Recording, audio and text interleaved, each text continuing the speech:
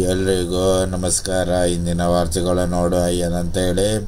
ಬೆಂಗಳೂರು ಬಳಿ ಹೊಸೂರಲ್ಲಿ ಏರ್ಪೋರ್ಟ್ ತಮಿಳುನಾಡು ಸಿದ್ಧತೆ. ಬೆಂಗಳೂರಿನ ಕೆಂಪೇಗೌಡ ಅಂತಾರಾಷ್ಟ್ರೀಯ ವಿಮಾನ ನಿಲ್ದಾಣದಿಂದ ಕೇವಲ 88 ದೂರದಲ್ಲಿರುವ ಹೊಸೂರಿನಲ್ಲಿ ಹೊಸ ಅಂತಾರಾಷ್ಟ್ರೀಯ ವಿಮಾನ ನಿಲ್ದಾಣ ನಿರ್ಮಿಸಲು ತಮಿಳುನಾಡು ಸರ್ಕಾರ ಮುಂದಾಗಿದೆ. ಕರ್ನಾಟಕ ಸರ್ಕಾರ ಬೆಂಗಳೂರಿನ 2ನೇ ವಿಮಾನ ನಿಲ್ದಾಣ ಆರಂಭಕ್ಕೆ ಸಿದ್ಧತೆ ಆರಂಭಿಸಿದ ಬೆನ್ನಲ್ಲೇ ತಮಿಳುನಾಡು ಸರ್ಕಾರ ಈ ಕುರಿತು ಘೋಷಣೆ ಮಾಡಿದೆ.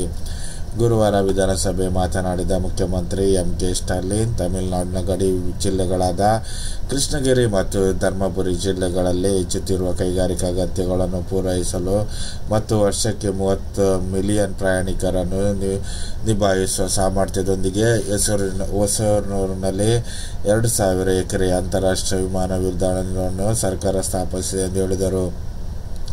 ತಮಿಳುನಾಡಿನಿಂದ ಮೋಟಾರ್ ವಾಹನಗಳು, ಪೂರಕಗಳು, ಚರ್ಮದ ವಸ್ತುಗಳು ಮತ್ತು ಎಲೆಕ್ಟ್ರಾನಿಕ್ ವಸ್ತುಗಳು ಬೇರೆ ಕಡೆ ರಫ್ತಾಗುತ್ತಿವೆ. ಈ ನಿಟ್ಟಿನಲ್ಲಿ 2030ರ ವೇಳೆಗೆ ರಾಜ್ಯವನ್ನು $1 ಮಿಲಿಯನ್ US ಆರ್ಥಿಕವನ್ನಾಗಿ ಪರಿವರ್ತಿಸುವ ಪ್ರಯತ್ನ ನಡೆದಿದೆ ಎಂದರು.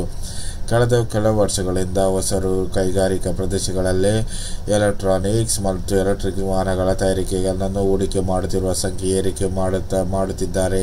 ಹೊಸೂರು ಪ್ರಮುಖ ಆರ್ಥಿಕ ಅಭಿವೃದ್ಧಿ ಕೇಂದ್ರವಾಗಿ ಪರಿವರ್ತಿಸುವ ನಿಟ್ಟಿನಲ್ಲಿ ರಾಜ್ಯ ಸರ್ಕಾರ ಈ ಮಹತ್ವಾಕಾಂಕ್ಷಿ ಯೋಜನೆಯನ್ನು ರೂಪಿಸಿದೆ. ಈ ವಿಮಾನ ನಿಲ್ದಾಣವು ರಾಜ್ಯದ ಹೊಸೂರು, ಕೃಷ್ಣಗಿರಿ ಮತ್ತು ಧರ್ಮಪುರಿ ಪ್ರದೇಶದ ಆರ್ಥಿಕ ಅಭಿವೃದ್ಧಿಗೆ ಅನುಕೂಲವಾಗಿದೆ ಎಂದು ಹೇಳಲಾಗಿದೆ. ಅದೇ ರೀತಿ 3ನೇ ಹಂತದ ಮೆಟ್ರೋಗೆ ಹೂಡಿಕೆ ಮಂಡಳಿ ಒಪ್ಪಿಗೆ. ಹುಬ್ಬಳ್ಳಿ, ಜೆಪಿ ನಗರ, ಕಡಬೆರೆ, ಬೊಮ್ಮನಹಳ್ಳಿ ಮಾರ್ಗ ನಮ್ಮ ಮೆಟ್ರೋ 3ನೇ ಹಂತದ ಯೋಜನೆ ಕೇಂದ್ರ ಸಾರ್ವಜನಿಕ ಹೂಡಿಕೆ ಮಂಡಳಿ ಸಮಿತಿ ದೊರೆತಿದ್ದು, ಅಂತಿಮವಾಗಿ ಕೇಂದ್ರ ಸರ್ಕಾರದ ಹಸಿರು ನಿಶಾನೆ ಬಾಕಿ ಇದೆ ಎಂದು ಬೆಂಗಳೂರು ಮೆಟ್ರೋ ರೈಲ್ವೆ ನಿಲ್ದಾಣದ ಮೂಲಗಳು ತಿಳಿಸಿವೆ. ಮಂಡಳಿ ಯೋಜನೆಗೆ ಒಪ್ಪಿಗೆ ನೀಡಿದ ಕಡತವನ್ನು ಕೇಂದ್ರ ಸಚಿವ ಸಂಪುಟದಲ್ಲಿ ಒಪ್ಪಿಗೆ ಕಳಿಸಿದೆ.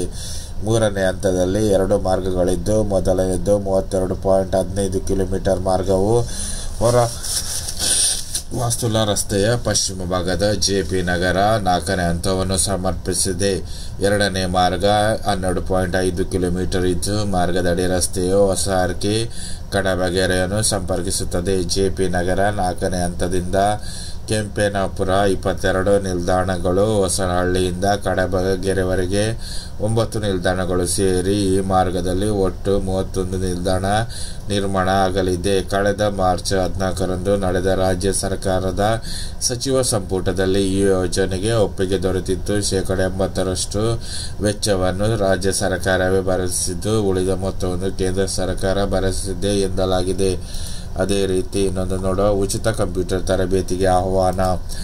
ಕೆನರಾ ಬ್ಯಾಂಕ್ ನಿರುದ್ಯೋಗಿ ಯುವಕ-ಯುವತಿಯರಿಗೆ ಕಂಪ್ಯೂಟರ್ ಆಫೀಸ್ ಅಡ್ಮಿಷನ್ ಅಥವಾ DDP ಹ್ಯಾಂಡ್ವೇರ್ ನೆಟ್ವರ್ಕ್ ಅಡ್ಮಿಷನ್ ನಲ್ಲಿ 3 ತಿಂಗಳ ಉಚಿತ ಕಂಪ್ಯೂಟರ್ ಕೋರ್ಸ್ ನೀಡುತ್ತದೆ. ಆಸಕ್ತರು ಮಲ್ಲೇಶ್ವರದ ಕೆನರಾ ಬ್ಯಾಂಕ್ ಮಾಹಿತಿ ತಂತ್ರಜ್ಞಾನ ತರಬೇತಿ ಸಂಸ್ಥೆಯಲ್ಲಿ ನಡೆಯುವ ನೇರ ಸಂದರ್ಶನಕ್ಕೆ ಹಾಜರಾಗಬೇಕು. ಪ್ರತಿದಿನ ಬೆಳಗ್ಗೆ 11 ಗಂಟೆಗೆ ಅರ್ಜಿ ಪರೀಕ್ಷೆ ಸಂವಾದ ನಡೆಯಲಿದೆ. ಅರ್ಜಿ ಫಾರಂ ಅನ್ನು ಇದೇ ವೇಳೆ ನೀಡಲಾಗಿದ್ದು, ಕನಿಷ್ಠ SLC ವಿದ್ಯಾರ್ಥಿ, PUC, ಡಿಪ್ಲೊಮಾ, ಡಿಗ್ರಿ ಮಾಡಿದವರಿಗೆ ಆದ್ಯತೆ. BPL ಆದಾಯ ಪ್ರಮಾಣ ಪತ್ರದಲ್ಲಿ ವಾರ್ಷಿಕ ಆದಾಯ 1,20,000 ಇರಬೇಕು. ಮಾಹಿತಿಗೆ 94485107 ಸಂಪರ್ಕಿಸಬಹುದು. ಅದೇ ರೀತಿ ಇನ್ನೊಂದು ನೋಡುವ, ಸರ್ಕಾರಿ ಕಲಾ ಕಾಲೇಜಿನಲ್ಲಿ ಇಂದು ನಾಡಹಬ್ಬ ಆಚರಣೆ. ಸರ್ಕಾರಿ ಕಲಾ ಕಾಲೇಜು ಹಾಗೂ ಕನ್ನಡ ಸಂಘವು ರಂಗ ಚೌರಕ್ಕ ಫೌಂಡೇಶನ್ ಟ್ರಸ್ಟ್ ಸಹಯೋಗದೊಂದಿಗೆ ಜೂನ್ 28ರಂದು ಬೆಳಿಗ್ಗೆ 10ಕ್ಕೆ ಕಲಾಂಗಣ ಸಭಾಂಗಣದಲ್ಲಿ ನಾಡಹಬ್ಬ ಕರ್ನಾಟಕದ ನಾಮಕರಣ ಸುವರ್ಣ ಮಹೋತ್ಸವ ಆಯೋಜಿಸಲಾಗಿದೆ. ಹಂಪಿ ಕನ್ನಡ ವಿಶ್ವವಿದ್ಯಾಲಯದ ಕುಲಪತಿ ಡಾಕ್ಟರ್ D.V. ಪರಮಶಿವಮೂರ್ತಿ ಉದ್ಘಾಟಿಸಿದರು. ಶಾಸಕ ರಿಜ್ವಾನ್ ಅರ್ಷದ್ ಅಧ್ಯಕ್ಷತೆ ವಹಿಸಿದ್ದರು. ಕರ್ನಾಟಕ ಗಡಿ ಪ್ರದೇಶದ ಅಭಿವೃದ್ಧಿ ಪ್ರಾಧಿಕಾರ ಅಧ್ಯಕ್ಷ ಸೋಮಣ್ಣ ಬೇವಿನಮರ, ಸರ್ಕಾರಿ ಶಾಲಾ ಕಾಲೇಜು ಪ್ರಾಂಶುಪಾಲ doctor P.T. Srinivas Nayak, Karnataka Banjara academy ಅಧ್ಯಕ್ಷ ಡಾಕ್ಟರ್ A.R. ಗೋವಿಂದಸ್ವಾಮಿ ಉಪಸ್ಥಿತರಿದ್ದರು. ಪ್ರಕಟಣೆ ತಿಳಿಸಲಾಗಿದೆ. ಜಿಎಸ್ ಕಲಾಶ್ರೀ ಟ್ರಸ್ಟ್ನಿಂದ ನಾಡದ್ದು ಸವಿಸವಿ ನೆನಪು. GS Kalashri public charitable trust ವತಿಯಿಂದ ಜೂನ್ 30ರಂದು ಬೆಳಿಗ್ಗೆ ಆನಂದಕ್ಕೆ ಪಾರ್ವತಿಸುತ್ತಿರುವ ಸ್ಮರಣಾರ್ಥ ಸವಿಸವಿ ನೆನಪು ಕಾರ್ಯಕ್ರಮ ಆಯೋಜಿಸಲಾಗಿದೆ. ಸಂಗೀತ ನಿರ್ದೇಶಕ ವಿಜಯ್ ಅವನೂರು ಕಾರ್ಯಕ್ರಮದ ಆದ್ಯತೆ ವಹಿಸುವರು.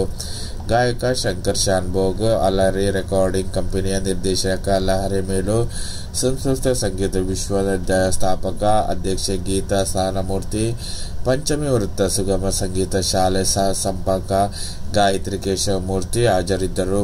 ನಾಡಿದ್ದು ವೀರಶೈವ ಲಿಂಗಾಯತರ ಟ್ರಸ್ಟ್ನಿಂದ ವಧುವರ ಸಮಾವೇಶ.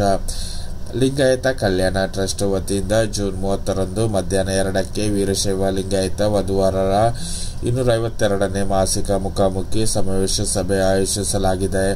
ಆಸಕ್ತರು ವೆಬ್ಸೈಟ್ನ ಮೂಲಕ ಹೆಸರು ನೋಂದಾಯಿಸಿಕೊಳ್ಳಬಹುದು.